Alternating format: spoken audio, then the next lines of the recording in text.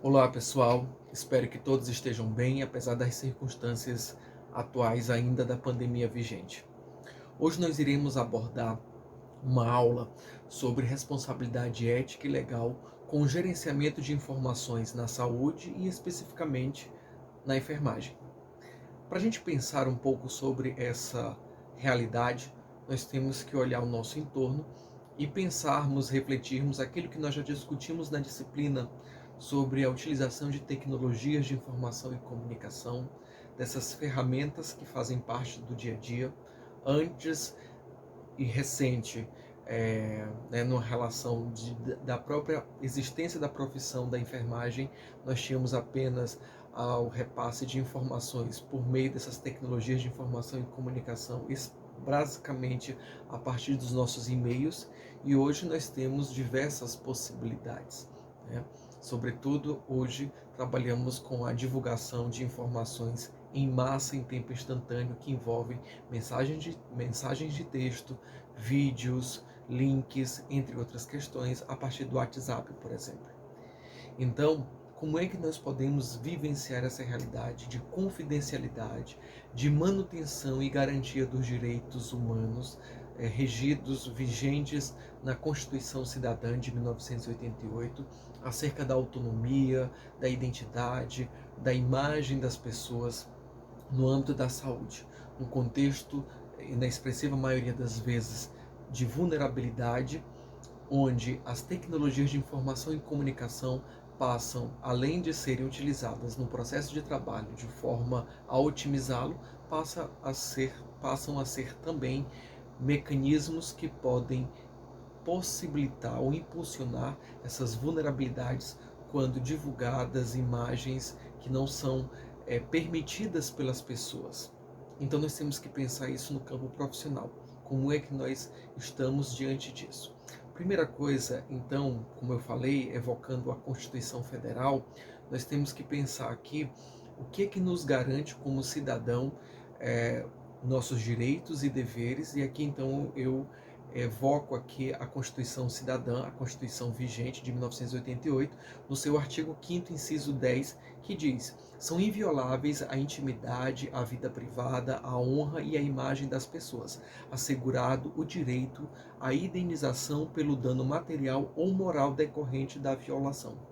Os denominados direitos da personalidade, de acordo com o Código Civil, no artigo 20, garantem que, salvo se autorizadas ou necessárias à administração da justiça ou à manutenção da ordem pública, a exposição e utilização da imagem de uma pessoa podem ser proibidas, sendo possível o requerimento de indenização. Não é raro percebermos nas mídias, nas diferentes mídias, a repercussão de imagens divulgadas de pessoas em momentos de vulnerabilidade durante assistência à saúde. A gente sabe que isso acontece e ganha proporção na mídia quando ocorre com alguém famoso. Todos nós já lemos, acompanhamos alguma matéria dessa repercussão. E aí a gente vê a capacidade do profissional de saúde, e aqui com destaque da enfermagem, de não entender, de não compreender os preceitos éticos e legais, desde a Constituição Cidadã, que é a Constituição vigente de 1988, como também o nosso Código de Ética, quando nós fotografamos, filmamos, divulgamos imagens das pessoas, dados e informações a partir dessas mídias sociais. Então nós temos um papel de vigiar, manter e garantir direitos. Então nós temos deveres fundamentais que vão ao encontro do nosso juramento. Então quando vocês estiverem colando grau, vocês, é claro, como vocês sabem, vocês farão um juramento para manter a profissão dignificada e garantir o seu compromisso social com a população. E aqui eu destaco a Resolução 218 de 1999, a Resolução do COFEN, que trata do juramento da enfermagem. E no juramento da enfermagem, eu não vou aqui trazê-lo na íntegra, mas destaca inicialmente, a partir dessa resolução, dedicar minha vida profissional a serviço da humanidade, respeitando a dignidade e os direitos da pessoa humana, exercendo a enfermagem com consciência e fidelidade e guardar os segredos que me forem confiados. Então, quando a gente destaca aqui, respeitando a dignidade e os direitos da pessoa humana, esse juramento vai ao encontro dos preceitos legais da Constituição. A nossa imagem, a nossa voz, a nossa identidade são princípios garantidos, são direitos garantidos na Constituição invioláveis. Eu não posso, por exemplo, vender a minha imagem, ceder a minha imagem de forma irrevogável. Eu posso conceder uma relação de limitação de tempo ou de finalidade. Então a minha imagem, a imagem de vocês, e por imagem nós temos que entender não só a representação física do nosso corpo, mas a nossa voz, a nossa identidade precisam ser preservadas como imagens, e isso é inerente a esse direito humano que é inviolável. Então, não só pelo juramento que nós fazemos na enfermagem, quando colamos grau, mas como cidadãos, regidos por uma Constituição Federal. Então, nós temos que ter uma vigilância em relação a essa conduta ética de compartilhamento de imagens. E aí eu queria fazer um destaque, já que estamos no âmbito acadêmico, e muito se fala da divulgação de resultados, e quando nós temos pesquisas, resultados de pesquisa, e quando nós temos pesquisas envolvendo seres humanos, nós temos que ter uma condução também muito importante em relação à divulgação de quaisquer dados que venham identificar a pessoa. E aí nós precisamos entender isso não de uma forma tão simplória, tão limitada, que apenas na divulgação de uma imagem, na divulgação de um nome completo, mas qualquer item, qualquer mensagem que possa identificar as pessoas. Querem ver um exemplo? Não é raro nós observarmos, por exemplo, a divulgação de um estudo de caso ou de qualquer outro estudo relacionado a essa metodologia ou essa abordagem com iniciais do paciente ou do participante da pesquisa, com identificação socioeconômica dele.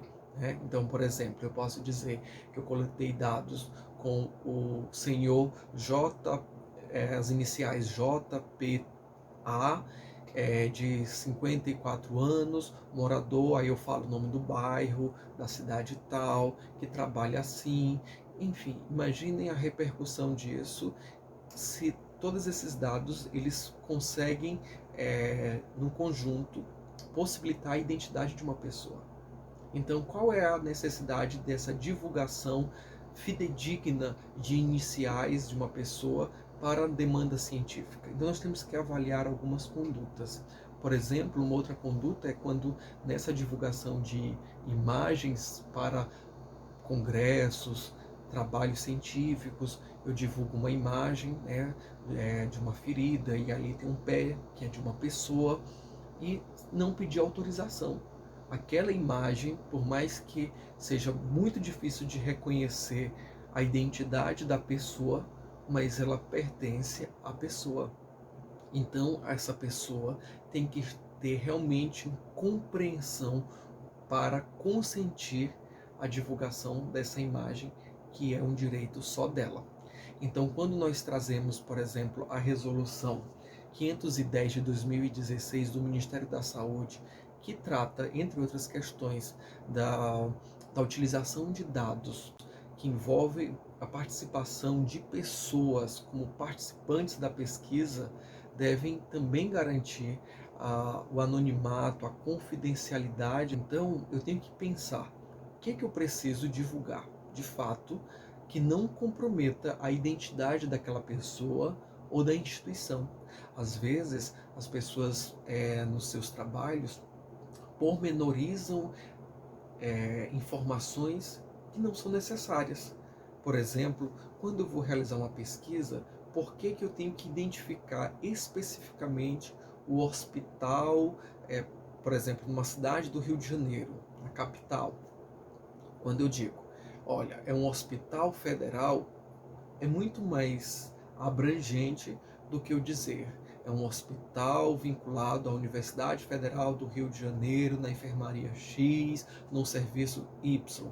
Se a unidade não autorizou a divulgação daquele setor, eu não posso identificar, mesmo que de uma forma preliminar. Então eu posso dizer, é um hospital federal da cidade do Rio de Janeiro, é um hospital da região norte fluminense. Então eu não estou considerando aí a identidade da instituição. Isso pode acontecer, por exemplo, quando eu digo um hospital público de Macaé. Então, quando eu trago dados que possam identificar, e esses dados que não são de denúncia, são dados de pesquisa, mas que podem, de algum modo, comprometer a identidade daquela instituição, eu tenho que ter muito cuidado, né? Então, a gente tem que se perguntar quais dados são importantes, de fato, para serem divulgados, que não comprometam a integridade ética e que, mesmo assim, ainda fundamentam as informações ali, possibilitam consistência às informações para um resultado científico. Uma outra questão, considerando ainda esse contexto da atenção à saúde, da atenção básica no hospital, em qualquer contexto de atenção à saúde, nós percebemos frequentemente a divulgação de imagens dos pacientes, de imagens da instituição ou até do jaleco com a logo daquela instituição. Mas eu quero destacar aqui a imagem dos pacientes, sobretudo de pacientes que não respondem por si legalmente, quando a gente fala de pacientes menores de idade, pacientes que demandam uma outra condição que também não respondem por si legalmente. E aí nós precisamos entender, houve de fato o assentimento dessa pessoa quando ela não responde legalmente por si e o consentimento do responsável legal? Será se houve de fato? Porque a gente não vê essa prática. Você não demanda um termo para que a pessoa assine para você dizer, olha, eu vou postar essa foto aqui no Facebook, no Instagram. Você está esclarecida de que essa imagem vai repercutir no mundo todo?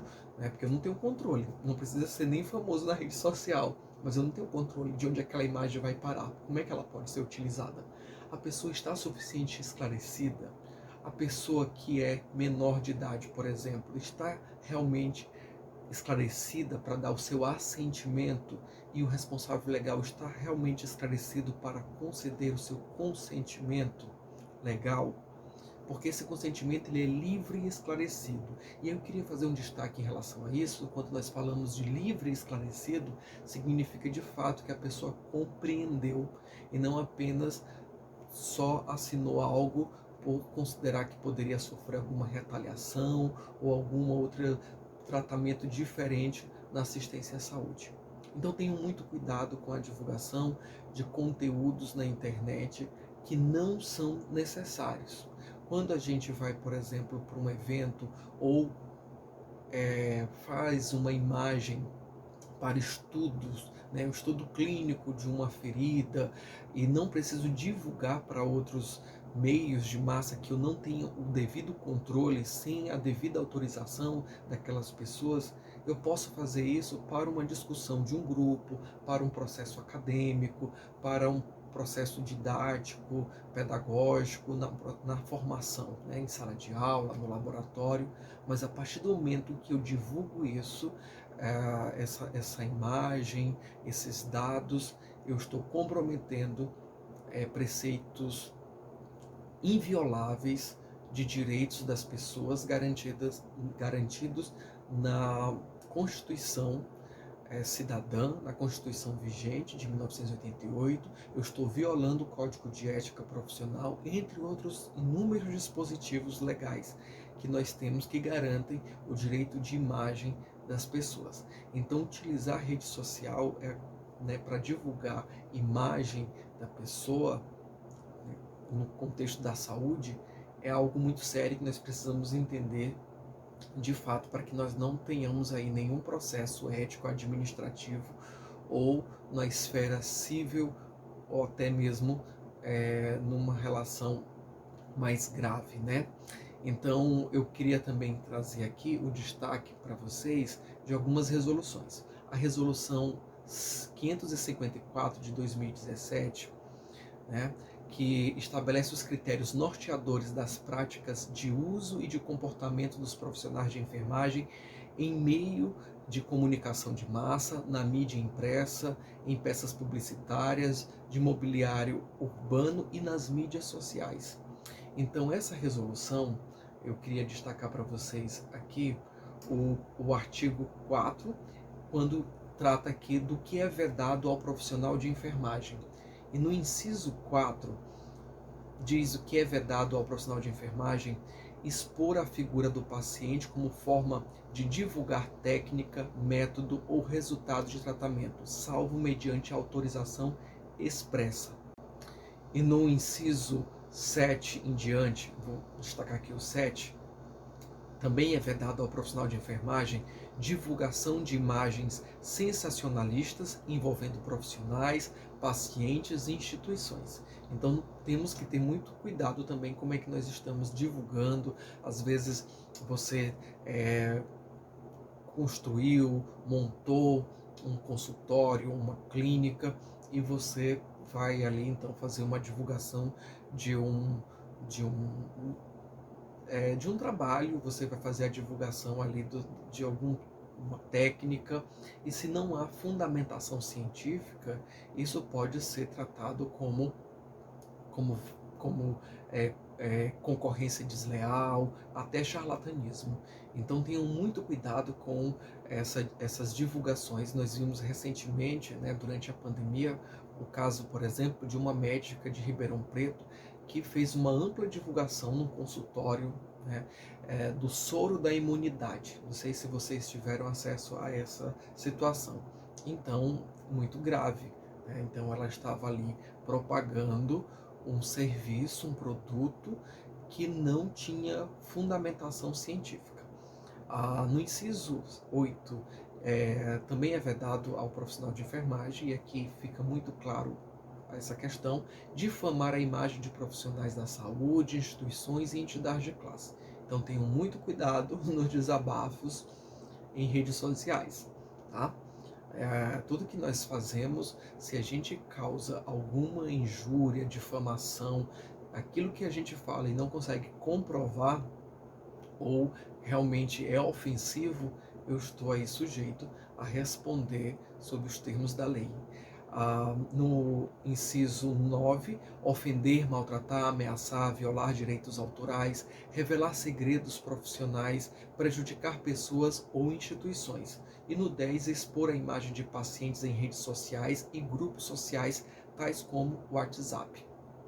Parece algo óbvio, mas as pessoas ainda têm essa prática, né? E aqui eu vou evocar um princípio da complexidade que fala da ecologia da ação, que significa o quê? Significa, uma vez que a gente coloca um fenômeno em movimento, a gente perde o controle daquele fenômeno, a gente não sabe qual é a consequência. Então, no âmbito da internet, se eu divulgo isso para uma pessoa no WhatsApp, para um grupo, eu posso perder o controle disso. A gente não sabe mais onde isso vai repercutir, até que alguém tenha ciência do que está acontecendo, e esse alguém pode ser a pessoa que tem o direito sobre aquela imagem, ou o direito autoral, ou a situação em questão pode comprometer a própria instituição, e aí você também pode ser penalizado. Mas antes de pensar numa relação apenas de penalizado, eu gostaria de destacar aqui a relação mesmo, a importância da ética desse processo. Não é porque eu vou ser penalizado que eu vou realmente evitar essa prática. Antes disso, nós temos que entender o impacto dessas ações para a vida das pessoas.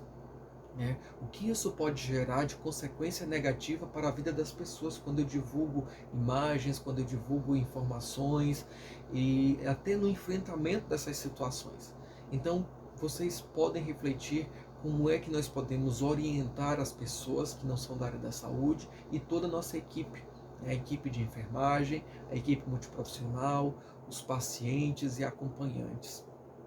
né? No inciso 12, expor imagens e ou fotografias de pacientes vulneráveis ou legalmente incapazes de exercerem uma decisão autônoma com relação ao uso de suas imagens. Crianças, pacientes inconscientes, torporosos, entre outros. Gente, eu já vi de tudo. Eu já vi gente tirar foto com criança com câncer, fazer texto no Facebook, e ali tem assim, autorizado pelos pais. Autorizado de que forma? Foi assinado? Né? Ele realmente, esses pais foram esclarecidos do qual era o conteúdo vinculado àquela imagem, não é mesmo? Esses direitos são invioláveis até depois da morte. Então, mesmo quando eu falo, por exemplo, de segredos, confidencialidade no nível das relações de trabalho com o paciente ou com a equipe, esse segredo deve ser mantido mesmo quando houver uma divulgação em mídia, seja uma mídia, uma grande mídia ou uma mídia local. Mesmo assim, eu tenho que garantir essa confidencialidade. Então, um exemplo, aconteceu uma situação que envolveu uma, uma matéria midiática e você estava no plantão. E se você depois for convidado a fazer uma entrevista, e se o paciente não autorizou, o responsável legal do paciente não autorizou, e você fala, você pode pensar, mas isso já está todo mundo sabendo, né? Já foi divulgado, então eu vou falar, sim, eu estava, foi assim que aconteceu. Mesmo nessas condições você vai sofrer sanções aí legais e éticas do seu conselho, enfim, do Ministério Público, das instâncias vigentes, né, para garantir o direito das pessoas. Então, mesmo assim, você não pode divulgar essas informações. No 13, expor imagens que possam trazer qualquer consequência negativa aos pacientes ou destinadas a promover o profissional ou a instituição de saúde. E o 14, expor imagens comparativas referentes às intervenções realizadas relativas ao antes e o depois. O famoso antes e depois. A gente vê muito isso com outros profissionais, né, da saúde, antes e depois. Se não tiver um consentimento expresso do paciente, essa propaganda não pode ser vinculada, né? Eu não posso usar a imagem do paciente para fazer esse tipo de propaganda, de merchandising, de procedimentos como forma de assegurar a outrem a garantia de resultados, salvo mediante autorização expressa. E, por fim, o 15, expor imagens de exames de pacientes onde conste a identificação nominal dos mesmos. Uma coisa é discutir isso numa sala de aula, num estudo de caso, num processo de trabalho, outra coisa é eu divulgar isso, né? Uma outra resolução que eu queria destacar aqui é a resolução 564 de 2017. Essa resolução, ela é a resolução que aprova o nosso atual Código de Ética. No capítulo 2, que trata dos deveres, eu quero destacar aqui para vocês o artigo 43. Respeitar o pudor, a privacidade e a intimidade da pessoa em todo o seu ciclo vital e nas situações de morte e pós-morte. Embora tenha já destacado a relação de privacidade, da intimidade da pessoa, da identidade da pessoa, é importante fazer esse destaque na relação do cuidado da pessoa, do corpo sem vida. Ali também há um direito a uma identidade, a uma imagem. Então eu tenho que, tal qual eu mencionei no juramento da enfermagem, eu também, naquele mesmo juramento da resolução do COFEN, eu também falo desse cuidado, mesmo depois da morte. Então eu cuido daquela pessoa, daquele corpo, porque ali também existe uma história, uma identidade que precisa ser preservada. Eu estou falando não numa relação subjetiva, mas uma relação objetiva do direito positivo. Então, um outro destaque é para o artigo 53. O artigo 53 fala o seguinte: resguardar os preceitos éticos e legais da profissão quanto ao conteúdo e imagem vinculados nos diferentes meios de comunicação e publicidade.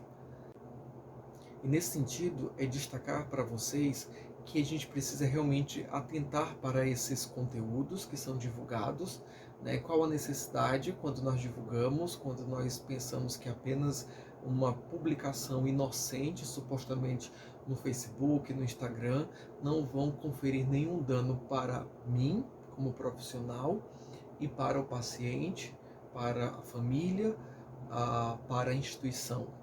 A importância dessa vigilância ética e legal, de mantermos, de garantirmos o direito das pessoas de sua imagem, das informações institucionais, devem prevalecer a nossa necessidade de apenas compartilhar uma informação. Não existe essa relação de teve uma boa intenção, né? Eu levei para o congresso, eu falei isso, divulguei num grupo com outras pessoas porque a gente estava discutindo, mas se não houve a devida autorização, eu não posso fazer isso.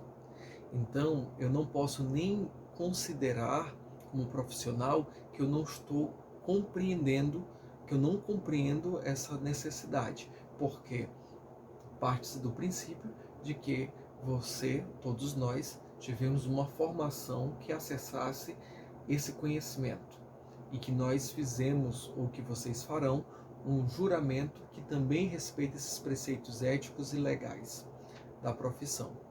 Então eu preciso realmente entender, incorporar, antes de qualquer necessidade de divulgação para compartilhar uma informação, eu preciso realmente entender os preceitos éticos e legais que envolvem essas práticas, até para orientar as pessoas, né? Então, nós temos que entender o Código de Ética nessa relação, nós temos que entender a Constituição Federal, que trata dos direitos e deveres, e aqui da relação do direito de imagem intransferível, inviolável, tá? Como um princípio da dignidade humana. Nós temos que entender a relação da divulgação de informações relacionadas às pesquisas com seres humanos.